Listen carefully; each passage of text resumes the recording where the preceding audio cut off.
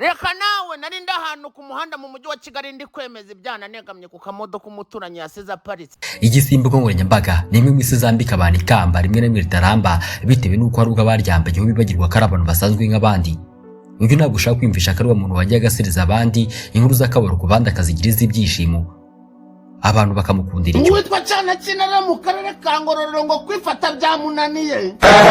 Ubwo yumvaga ikiganiro kuri za TV1 na Radio 1 kivuga yuko ngo umugabo yagerageje kwakwa irasiyo n'umugore ngo yarangiza agahita afata uwo mugore ngo akamukubita akamumena insina z'amatwi.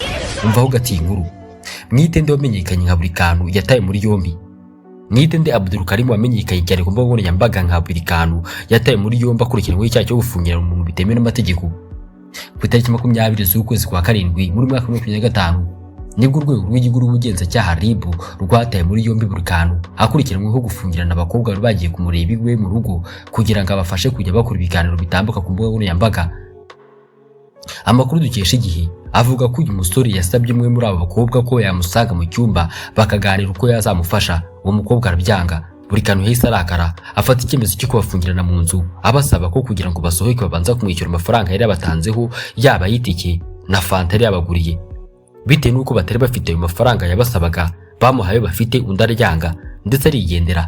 Abandi babonye ko bafungiranwe biyambaza polisi irabafungurira ndetse buri kantu ahita atabwa muri yombi. Umuvugizi w'urwego rw'igihugu rw'ubugenzacyaha RIB Dr Murangira Bitsiyeri yahamirije Igihe ko iki cyaha cyabereye mu karere ka Gasabo umurenge wa Kinyinya akagari ka Murama mu mudugudu wa Binunga aho buri kantu atuye.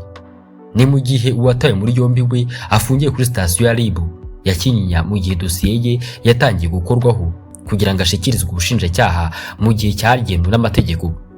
Iki cyaha buri kantu akurikiranyweho gihanwa n'ingingo y'151 y'itegeko nimero 38 akarongo kaberamye 2018 ryo kuwa 30 Kanama 2018 riteganya ibyaha n'ibihano muri rusange.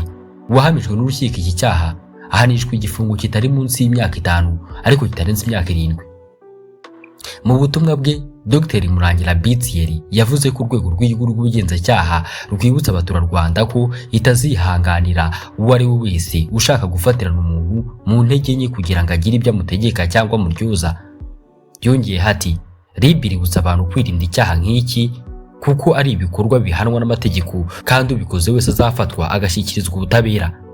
Mwitende wamenyekanye nka buri kantu yatawe muri yombi bitewe n'iki cyaha cyo gufungirana abantu mu buryo butemewe n'amategeko.